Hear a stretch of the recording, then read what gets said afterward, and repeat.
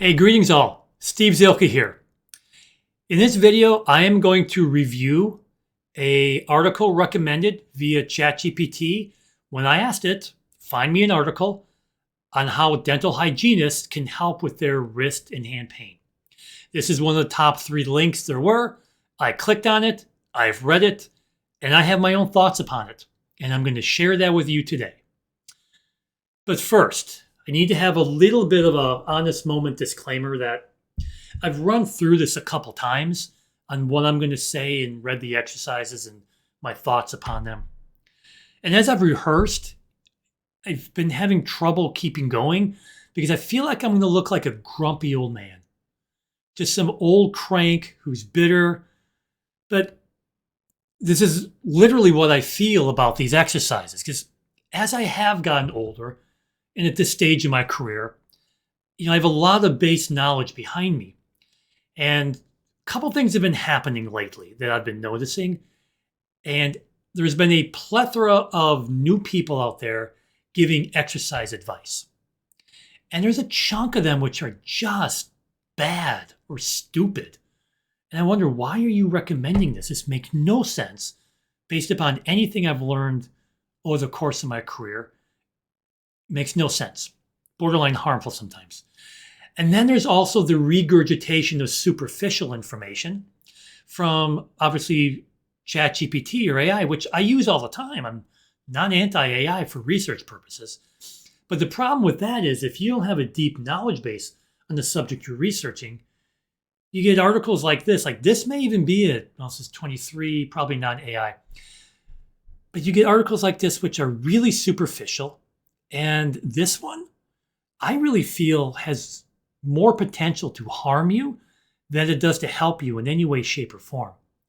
So this is published in called Young Innovations, which I think is partially off the screen here, in 2023. So I'm going to read it and go through the exercises one by one. Try not to sound too crabby. Hopefully give you some good advice and then share my solutions with you at the end. So let's get through the text here. All right, so this was published in June of 2023, titled Hand and Wrist Strengthening Exercises for Dental Hygienists. And the opening paragraphs here talks about the number of bones and the anatomy and all that stuff. Says you guys, dental professionals, must be able to use your hands with skill and stamina. Actually, very true. So I actually prefer the phrase capacity with this. And this ties into my thought process, my belief system right a bit, that 2 entities are going to keep you out of pain. One is your skill level, and there's multifacets to that, which as you follow me more, I'll train you more about. But also stamina, they say here in the article. I prefer the word capacity. And it's really more of a combination of strength and endurance to do the skill demanded. But that one resonates with me more. But they're on point here, though. On a daily basis, can lead to development of musculoskeletal disorders, carpal tunnel, and repetitive strain injuries. And they're common. So they cite some studies show up to that 75% of you dental hygienists will report upper extremity pain at some point in your career. And I've touched on that in the previous article, and that's a lot. That is a lot. All right, and up to 55 to 60% of you having probable carpal tunnel syndrome. Biomechanical stressors in dentistry include gripping the instruments for prolonged periods, straining to adjust lighting, or a positioning, or undertaking intensive, repetitive motions, such as scaling for long periods without a break. Yeah, that's pretty much what I've observed your job to be. Yeah. So keeping the wrist and hands muscles strong can play a vital role in preventing and managing these kinds of injuries, as is essential for a long and healthy career in dentistry. Absolutely. So they refer to keeping the wrist and hand muscles strong. Okay. Quite a bit of strengthening in here, but I'll say that it does not follow up with the exercises they recommend. Preventative techniques such as strengthening and exercising the muscles of the hand and wrist are great starting points. Further measures include altering the workspace and using ergonomically designed instruments. Absolutely. Use as ergonomically perfect instruments and setups for you as you possibly can. I am all for that. To keep everything in top position. Great. So here we go. We have 5 exercises for the muscles, hand, and wrist. Whether you're looking to ease existing symptoms or prevent musculoskeletal disorder from developing, these wrist, hand, and figure exercises can help build strength, increase your range of motion and flexibility, and relieve pain. Now, I don't like these generalized statements because it's pretty much a one-size-fits-all. All right, these exercises do it all. You'll be fine.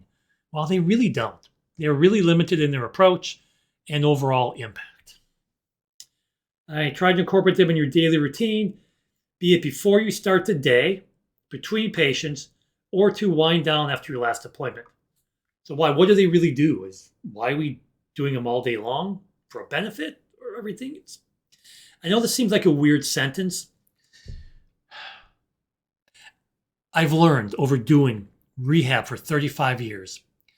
Every exercise has a specific purpose to fit in the plan of getting the end results.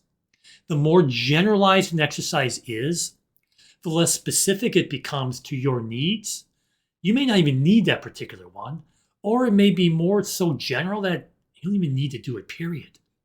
So there's some value in a general exercise for light range of motion, but when you're really trying to prevent or overcome a serious and legitimate problem, the exercises can't be that general because they just won't be good enough. Think of it in real healthcare. If you have a specific healthcare problem, sometimes generalists do okay. But what are we doing in our modern healthcare system? If someone has a very, very specific healthcare issue, they are going to the doctor who's become specialized in that discipline because they're the best at it.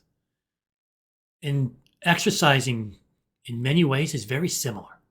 All right, let's get to it. So first they start off with this wrist stretch, which is simply this one. Bring the palms of your hands together like this, okay?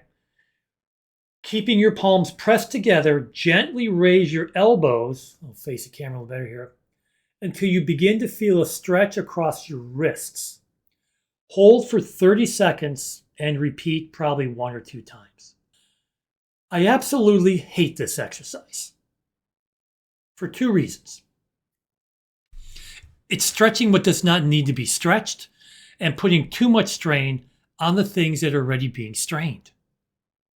So now I'm going to take a step back to my observations biomechanically of your profession.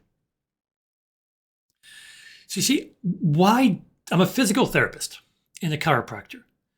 Analyzing biomechanics in movement has been my entire career. I am always analyzing biomechanics. I can't help myself. It's what I do. It might be just like you checking out people's smiles. Maybe you just can't help yourself. And I don't blame you. It's what you do. So I like to think that having an expertise baseline knowledge in biomechanics and movement analysis, that I can analyze things pretty well. Plus, having been a dental patient a long time, 50 years, I have gotten many firsthand observational opportunities of how hygienists do their job. So I am literally just like this while you all do your job, your fine work upon me, and I'm grateful for that. So my eyes are literally, 6 inches away from everything we are talking about right here. So I feel I have a pretty good patient's eye view of what you're doing. And what I've learned is when you're doing the motion, you've got a little bit of wrist flexion. You have to grip the instrument here. But most of it is a pressure downward this way. And then your wrist extensors and your finger extensors and wrist extensors do most of the work to cluck that tartar out. It's really where most of the issues are. So in order to get that position really fine, these muscles, which are not that big, they have to hold a very fine position, just the right amount of positioning, just the right amount of pressure, and then do that rapid extension to get the job done. So while that's happening though, these muscles here They have to hold this whole upper extremity apparatus in the right position for your eyes and your brain to focus on that positioning and do it just right with skill, like you've been trained to do. So let's walk this back to this exercise they're recommending now. They're recommending this here, a big time wrist flexor stretch, when in reality, your wrist flexors really never get that low. They stay somewhat neutral. Then they are advocating coming up to this high position here. And if you do that right now, you will notice that to get this stretch, you are activating these muscles even a little bit more. And you are activating these muscles a little bit more to get you in that position. So as an exercise of relief, you are putting more isometric strain on the muscles that actually need a little bit of help. In my mind, this is an absolutely counterintuitive, counterproductive exercise. And I'm sorry it's been advised to you. All right, that's number one. God, I feel I'm sounding grumpy. All right, hope it's worth it. Next exercise, make a fist. So this one, hold your arms out in front of you, keep your wrist straight. Tuck your fingers and palms, fingers into palms with your thumb to make a fist. Squeeze hard for 30 seconds. So you're doing a 30-second isometric. Release the fist and spread your fingers wide. Hold this 30 seconds. Repeat 2 or 3 times with both hands. Okay. Now, this somewhat goes back to a similar problem I have with the other one. It is a basic premise. One of the issues by getting repetitive trauma disorders or carpal tunnel is the constant micro trauma load you're getting. Right? And that needs to be diminished in some ways. I'm agreeing with that. But now they are doing another exercise where just after doing a patient, they want you to add a 30-second maximal compression load to all your wrists through here in a really vigorous squeeze and then a vigorous stretch. You've just gone through all this tension increasing, and now you're actively doing more tension. It still comes at a price. It makes no sense to me why you would do that. Now, there is some value from this one too, which I would highly recommend, and we can just do it this way. I do, in between patients, I would recommend a supported arm. Can you see me here? Support your arm on your elbow here, relax it on the table. And I do support opening and closing. I do support this. Not because it's going to do any great strengthening or anything like that. Pause that there. But we do know that if you're in one position for a long period of time, you are working those joints through a very limited range. Your brain doesn't really like that for long periods of time and will increase the tension. It is good to, between patients and periodically, work the fingers through their full range of motion to stimulate all those mechanoreceptors, all the Golgi tendon organs, all the muscle spindles. That is great. I wholeheartedly recommend something light and easy like that. Great value. Tension for 30 seconds, followed by tension for 30 seconds. I cannot support that in any way. I don't. All right, that's number 2. All right, stop sign. Hold out your arm in front of you, keeping your wrist straight.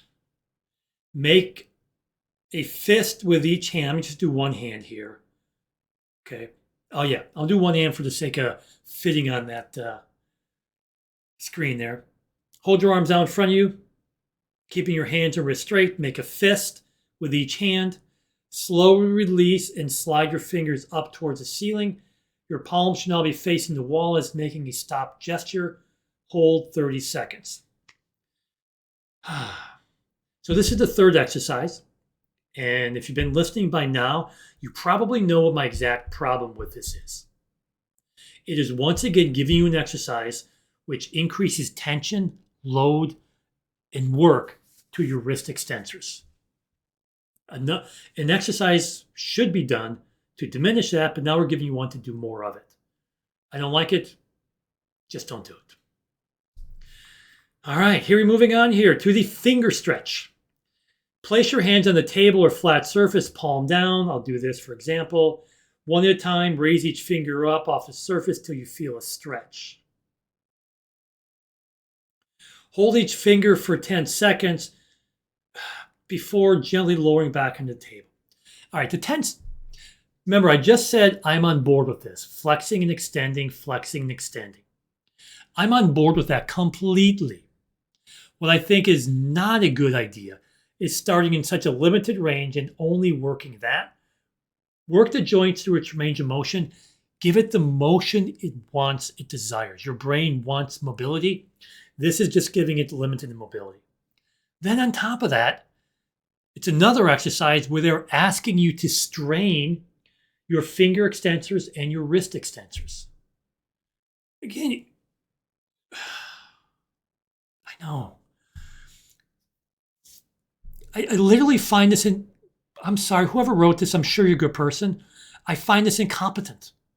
And there's a reason why 70% of you hurt all the time, giving up your jobs that you love because of these exercises. This is absurd. And that's why I'm doing this. All right, thumb flex. See if I like this one. Hold your arms out at a 90-degree angle, palm facing the ceiling. Oh, yeah, it's this one. Okay. Extend your thumb away from your other finger as far as you can. Hold it for 30 seconds. Again, another 30-second isometric hold. Release your thumb and stretch it across your palm toward the base of your little finger. Hold 30 seconds. So now we got a 30-second contraction for your hypothenar muscles, which have just been holding your instrument all that time. Repeat 2 to 3 times each hand. Okay. But if you're only working with your right hand with an instrument, why would you even bother doing this hand? So, again, more tension. It does open up, and I am okay with exercises opening and closing, opening and closing. Mobility, firing joint mechanoreceptors, stretching out muscle spindles, activating GTOs, Golgi tendon organs through their range. Yes, I am all for that. Long-term holds to increase tension when one of the aspects of your job is too much tension is not a good idea. So there we go. All right, the other ways to maintain strong muscles, improve your posture. Now, yeah, I am all on board with posture, and I have my own thoughts on that. An entirely different video. We're talking 18 minutes here, which is way longer than I normally talk. Bad posture, on the other hand, is reported to result in pain, decreased energy, and negative attitude. There you go. Sit up straight and have a good attitude. Just like mom, right? All right. Your working environment should enable you to adopt natural, comfortable postures. Absolutely. Good posture begins with you in the seated position, feet on the floor. And all the good stuff for posture. Your back should be firmly supported by the backrest, which I don't know how that's the case. Most of the time I see you guys in stools. Your neck straight, and there should be no need for arch the back to reach a patient's oral cavity. Okay, I'm skipping the posture stuff right now. Take breaks, which are good, increasing circulation. For this video, wrist flexion extension, wrist ulnar radial deviation, wrist pronation supination, fingers flexion extension. Yes, do a bunch of it. And selecting the right instruments, and there's no point in me talking about that. Many of you probably know more about that than I do. Or you should anyway. So that's where I'm going to leave it now. That's my commentary. Hopefully many more of them. I will be a much happier camper, and a much more positive, upbeat, 2 thumbs up kind of person. But I really feel this needs to get out there. It really does. The numbers are ridiculous, how many of you suffer. I feel I have a lot to offer you guys, and I'm committed to continuing to do this. In all honesty, reading these exercises makes me more motivated to keep up with it, despite me being a grump.